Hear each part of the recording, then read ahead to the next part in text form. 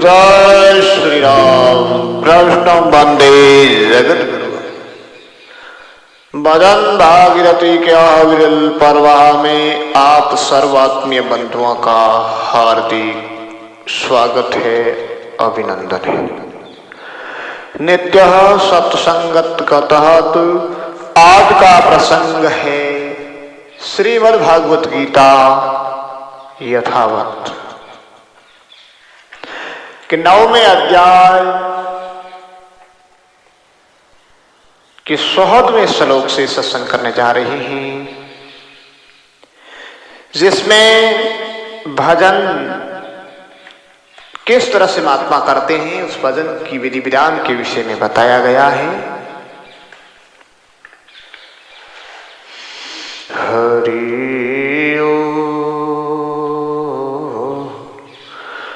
ओम श्री परमात्मने नमः। ओम श्री सद्गुरु भयो नमः। तमेव माता सुपिता तमेव बंधु सुसखा तमेव विद्या द्रवीणं तमेव सर्वं देवदेव। शान्तकारं भुजगशयनं पदं नाभं सुरेशं विश्वाधारं गगनसदृशं मेघवर्ण शुभं लक्ष्मीकान्तं कमलनयनं योगिभिर्ध्यानगं वन्दे विष्णु भवभयहरं सर्वलोकैकनाथं वासुदेवसुतं देवं कंसचाणूरमर्दनं देवकी परमानन्दं कृष्णं वन्दे जगद्गुरुम्। अद्वैत अमृतवर्षिणि भगवती अष्टदशाध्यायिनी अम्ब तवामनुसन्धामि भगवद्गीते भगवद्वेषिणी। हरि हरे कृष्ण कन्हैया लाल की जय हो। गीता मैया की जय हो, जय हो। हरि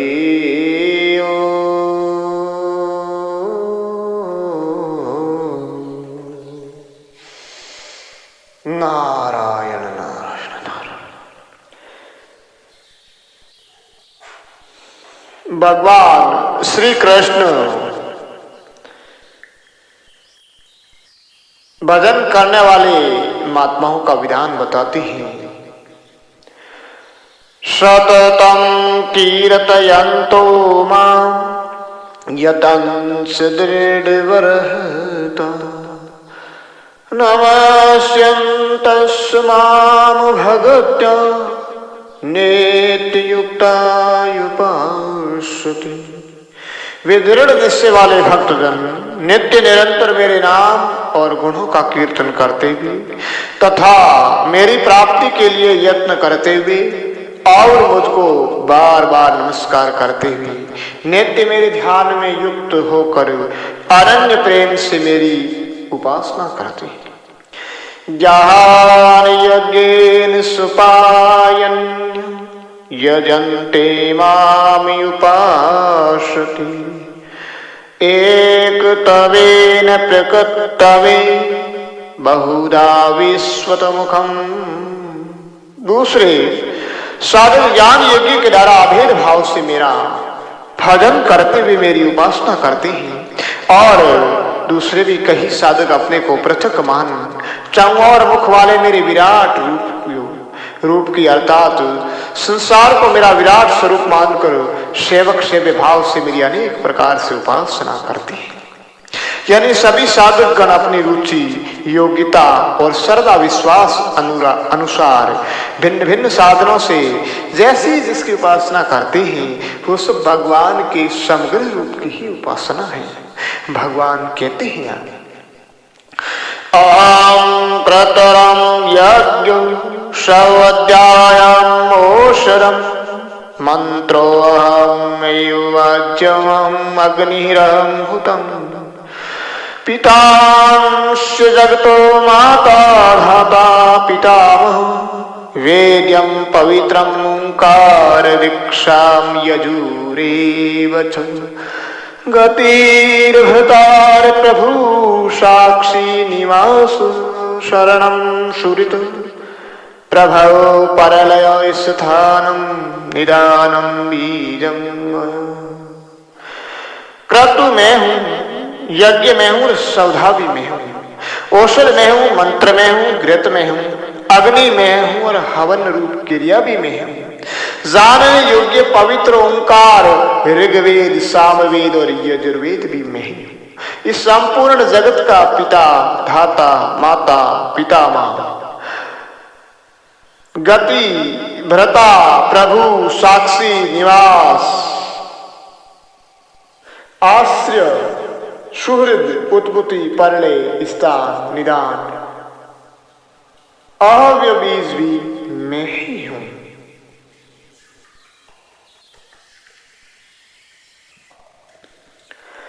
जैसे गंगा जल से गंगा का पूजन दीपक से सूर्य का पूजन और पुष्पों से पृथ्वी का पूजन करते हैं वैसे ही भगवान की वस्तु से भगवान का पूजन हो रहा है। यानी पूज्य पूजा सामग्री पूजा और पूजक सब कुछ भगवान ही है और यह वह सबका अव्य बीज भी है। अव्य माने जो व्यय न हो सृष्टि भी पैदा कर देता है और रहता अव्य आदि मध्य और अंत में सम अवस्था में रहता है। भगवान कहते हैं कि मैं केवल अव्य ही नहीं सबका सूर्य प्रभु और साक्षी भी हूं। भगवान कहते हैं कि मैं सर्वसम्मत हूं और सबके हृदय में अंतर्यामी रूप में स्थित होकर साधक को निर्देशन भी करता हूं। यानी साधक जो भी करता है उन सब का मैं साक्षी हूं। भगवान देखते सुनते सब है पर उनकी विलक्षणता है। स्वामी वनानाथ भी अपनी अनुभव वाणी में कहते हैं पग बिन पंथ नैन बिन निरखू बिन सरवण सुन वेना ग्राण बिना सब लेत सुगंधिया बिन रस ना रस पीना। अतः जब साधक भगवान को स्वरूप कर जान लेता है तब समग्र स्वरूप की प्राप्ति हो जाती है। उनके लिए सब कुछ भगवान ही होता है। तपाम्याम वर्षु निग्राम्य सृजामि च अमृतं चैव मृत्यु च सच्च अर्जुन। हे अर्जुन संसार के लिए मैं ही सूर्य रूप से तपता हूँ मैं ही जल को ग्रहण करता हूँ और फिर उस जल को मैं ही वर्षा रूप वर्षा देता हूँ और तो क्या कहूँ अमृत और मृत्यु तो सत और असत भी मैं ही। यानी तपाभ्यम मैं ही वर्षा करता हूँ रोकता भी हूँ और खोलता भी हूँ। अर्थात भगवान बोलते हैं कि बंधन मुक्ति का हेतु में हूँ। आगे कहते हैं कि मैं ही अमृत हूँ और मृत्यु भी हूँ। जन्म मृत्यु मेरा ही स्वरूप है और मैं उन दोनों से परे भी हूँ। सत असत भी मैं हूँ और उनसे असंग भी हूँ। यानी उस अनंत की महिमा बहुत विलक्षण और अनिर्वचनीय है। वाणी का विषय ही नहीं यह तो निर्वाणी है। महाराजा मान सिंह जी मारवाड़ कहते हैं मान मिले उन सत में वाणी विलास थक जाए।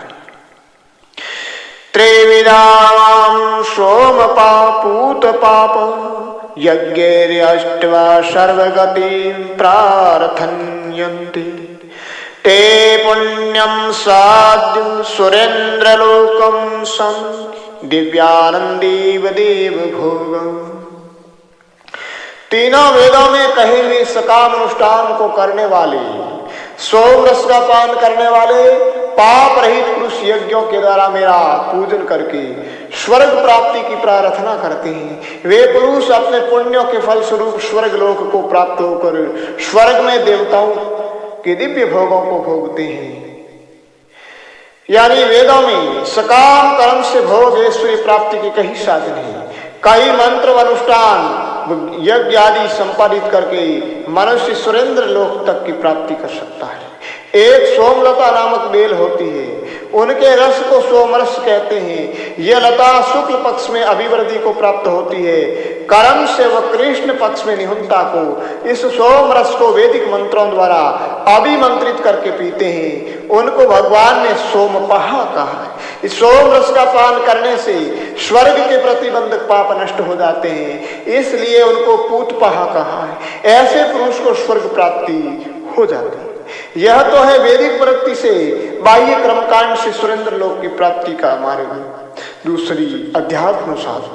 साधक शरीर के अंतरंग साधन द्वारा सकाम कर्म का हेतु होने पर स्वर्ग प्राप्ति का अधिकारी बनता है। प्रार्थना, समत्व योग और यजन की प्रक्रिया द्वारा स्वर्ग फल प्राप्ति की कामना करते हैं, जो पुनर्जन्म का हेतु है। अर्थात उपरोक्त दोनों ही मार्गी स्वयं स्वर्ग को प्राप्त हो दिव्य भोग का आनंद लेकर पुण्यशील होने पर पुनः जन्म धारण करते हैं। ते ताम भक्तवान सर्वग स्वर्गलोकम विशालम शेने पुण्य मृत्युलोकम विशन एव धर्म अनुपरपन गतागतम काम कामा लभन्ते। वे उस विशाल स्वर्गलोक के भोगों को भोग कर पुण्यशील होने पर मृत्यु लोक में आ जाते हैं। इस प्रकार तीनों वेदों में कही हुई सकाम धर्म का आश्रय लिए हुए भोगों की कामना करने वाले मनुष्य आवागमन को प्राप्त होते हैं। अनन्यास्यन्तो माम ये जना पर्युपासते तेषां नित्यभियुक्तानां योगक्षेमं वहाम्यहम्। जो अनन्य प्रेमी भक्तजन मेरा चिंतन करते हुए मेरी भली भांति उपासना करते हैं, मुझमें नित्य निरंतर लगे हुए पुरुषों का योगक्षेम यानी अप्राप्त की प्राप्ति और प्राप्त की रक्षा मैं वहन करता हूँ। भगवान त्रयधर्मी मनुष्य व अन्य देवताओं की उपासना करने वालों की अपेक्षा अपने अनन्य भक्तों की विशेषता बताते हैं। अनन्य भक्त वो होते हैं, तुलसी के अनुसार मानस में भी यही कहा, उत्तम के अस बस मन माई सपने हूं आन पुरुष जग नाही। मानस का जो अरण्य कांड है। यह प्यान्य देवता भगता यजन्ते सरदायान्विता ते अपि मामेव कौन्तेय यजन्ते विधिपूर्वकम्। अहं हि सर्वज्ञानां भोक्तास प्रभुरेव च न तु माम् अभिजानन्ति तत्त्वेनात् च वन्ति। हे कौन्तेय, जो भी श्रद्धायुक्त भक्त अन्य देवताओं का पूजन करते हैं वे भी मेरा ही पूजन करते हैं, परंतु उनका ये पूजन अविधि पूर्वक है, अज्ञान, क्योंकि वे देवताओं को मेरे से भिन्न मानते हैं। यानी देवताओं का पूजन करने वाले मेरा ही पूजन करते हैं, भगवान के अलावा अन्य की सत्ता ही नहीं है, सर्वत्र परमात्मा ही व्यापक है, समग्र स्वरूप में देवता भी शामिल है, परंतु अज्ञानवश ये देवताओं को मेरे से अलग मानकर पूजन करते हैं, तो यह अविधि पूर्व पूजन हो गया। क्योंकि संपूर्ण यज्ञों का भोक्ता और स्वामी भी मैं ही हूं, परंतु वे मुझे तत्व से नहीं जानते, इसी से उनका पतन होता है, अर्थात पुनर्जन्म को प्राप्त होते हैं। अब ये यज्ञ शब्द आया, यज्ञ माने साधना की युक्ति, भजन चिंतन माला, जो साधना जिस तरह से करती है वो युक्ति सब यज्ञ है। तो भजन का विलय होगा आत्मा में, और आत्मा ही परमात्मा है। तत्व तो संपूर्ण क्रियाओं यानी सर्व यज्ञों का भोक्ता और स्वामी एकमात्र परमात्मा है, क्योंकि भजन यज्ञ है और इसका भजन जिस विधि से करोगे वो आत्मा में समाहित होगा और आत्मा परमात्मा में, इसलिए यही है कर्ता और सर्व। इसलिए पुनरावर्ती को लेकिन जो अन्य को पूजने वाले हैं, जो इस तत्व ज्ञान से अनभिज्ञ है, देवताओं को परमात्मा से अलग मानते हैं, वे पुनरावर्ती को प्राप्त होते हैं। यान्ति देवव्रता देवान्यत्रीन्या पितृव्रता भूतानि यान्ति भूतेजा यान्ति मध्यजनोऽपि महा। देवताओं को पूजने वाले देवताओं को प्राप्त होते हैं और पितरों को पूजने वाले पितरों को प्राप्त होते हैं। भूतों को पूजने वाले भूतों को प्राप्त होते हैं और मेरा पूजन करने वाले भक्त मुझको ही प्राप्त होते हैं। इसलिए मेरे भक्तों का पुनर्जन्म नहीं होता है। भगवान की सिवाय अन्य कोई सत्ता है ही। अगर कोई अन्य स्वतंत्र सत्ता मानकर उपासना करता है तो उच्च लोक में जाकर भी पुनर्जन्म को प्राप्त होता है। अर्थात देवताओं, पितरों, भूतों, प्रेतों की उपासना करने वाला कर्मशः इन्हीं की गति को प्राप्त होता है। यदि कोई भक्त अन्य देवी देवता, भूत, प्रेत आदि में भगवत भाव भरकर उपासना करता है तो उस प्रेत आदि का भी उद्धार हो जाता है और भक्त को भगवान मिल जाते हैं। सर्वत्र एक ही भाव होना चाहिए। भक्त नामदेव जी को एक बार एक लंबे कद का प्रेत दिखाई दिया तो वो उनको भागवत स्वरूप ही समझकर प्रसन्नता से कहने लगे, भले पधारे लंबकनाथ, धरती पाव स्वर्ग लो माता, जो जन भर के लंबे शिव संकादि पारन पावे, अनगिन साज सजावे साथ, नामदेव के तुम ही सुहामी, कीजे मोको आज सनाथ। ततक क्षण ये जो कहा उन्होंने और उसी क्षण ही उस प्रेत का उद्धार हो गया और उसी में से भगवान का प्रकट हो गया जो नामदेव के भगवान। पत्रम पुष्पम फलम तोयम योमेव भक्त्या प्रहसति, तदं भक्त्या प्रहतं स प्रियतात्मनः। जो कोई भक्त मेरे लिए प्रेम पूर्वक पत्र, पुष्प, फल, जल आदि अर्पण करता है, उस तलीन वे अंतःकरण वाले भक्त के द्वारा प्रेम पूर्वक दिए हुए उपहार को मैं प्रीति पूर्वक स्वीकार कर लेता हूँ, खा लेता हूँ। यत् करोसि यदस्ना यंजोषि ददासि यत्, यत् पश्यसि कौन्तेय तत् कुरु शव पद मदार्पणम्। हे कौन्तेय, तू जो कुछ करता है, जो भोजन करता है, जो यज्ञ करता है, जो दान देता है और जो तप करता है, वो सब मेरे अर्पण कर। जो भक्त कर्मों में ममता, आसक्ति, वो फल की कामना नहीं रखता हुआ समस्त जगत ही भगवत स्वरूप है ऐसा मानकर मन, बुद्धि, शरीर, इंद्रिय आदि से जो भी कर्म संपन्न हो उनको अनासक्त निष्काम भाव पूर्वक संपादित करता है, वो भगवान को ही समर्पित करता है। यही समर्पण भाव है। इस समर्पण भाव से समता में स्थिति हो जाती है और भगवान की समग्र स्वरूप का साक्षात्कार हो जाता है। शुभ अशुभ फलेरं मोक्षसे करम बंदनी, संन्यास योग युक्तात्मा विभक्तो मामुपाश्य। इस प्रकार मेरे अर्पण करने से तू शुभ अशुभ संपूर्ण कर्मों के फल रूप कर्म बंधन से मुक्त हो जाए। ऐसे अपने सहित सब कुछ मेरे अर्पण करने वाला और सबसे सर्वथा मुक्त हुआ तू मुझे प्राप्त हो जाए। यहाँ एक शंका है, जो समर्पित होते हैं उन भक्तों को तो भगवान मुक्त कर देते हैं और समर्पित नहीं होते उनको मुक्त नहीं करते, तो इसमें तो भगवान की सम दृष्टि नहीं हुई ना, विषम दृष्टि हो गई, पक्षपात हुआ। तो फिर इस पर भगवान आगे कहते हैं, समोहम सर्वभूतेषु न मे द्वेष्वस्ति न प्रिय, यः भजन्ति तु मां भक्त्या मयि तेषु सापि। मैं संपूर्ण प्राणियों में संभाव से व्यापक हूँ, न कोई मेरा अप्रिय है और न प्रिय है, परंतु जो भक्त मुझको प्रेम से भजते हैं वे मुझ में है और मैं भी उनमें।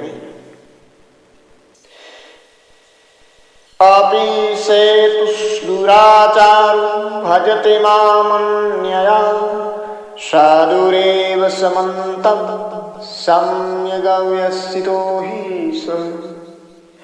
यदि कोई दुराचारी से दुराचारी भी अनन्य भक्त होकर मेरा भजन करता है तो उसको साधु ही जानना चाहिए, क्योंकि उसने भली भांति निश्चय कर लिया है कि भगवान के भजन के सिवाय अन्य कुछ नहीं है, अर्थात वो यथार्थ निश्चय वाला है। क्षेत्रम भवति धर्मात्मा शांति निगल कौन्तेय प्रतिजाने न मे भक्त प्रणश्यति। वह शीघ्र ही धर्मात्मा हो जाता है तथा शाश्वत शांति को प्राप्त हो जाता है। हे कौन्तेय, तू सत्यता पूर्वक निश्चय कर ले कि मेरा भक्त पतन को प्राप्त नहीं होता। माम ही पार्थ व्याप्त सृष्टियापि स्युपापयोनयो स्त्रियो वेश्या वेश्य तथा शूद्रो अपि यान्ति पराम गति। हे अर्जुन, स्त्री वेश्य शूद्र और पाप योनि षडार आदि जो कोई भी हो, वे भी मेरी शरण होकर परम गति को प्राप्त होते हैं। अर्थात गीता का उपदेश मानव मात्र के लिए, गीतोक्त साधना से सबको भगवत धाम की प्राप्ति हो जाती है।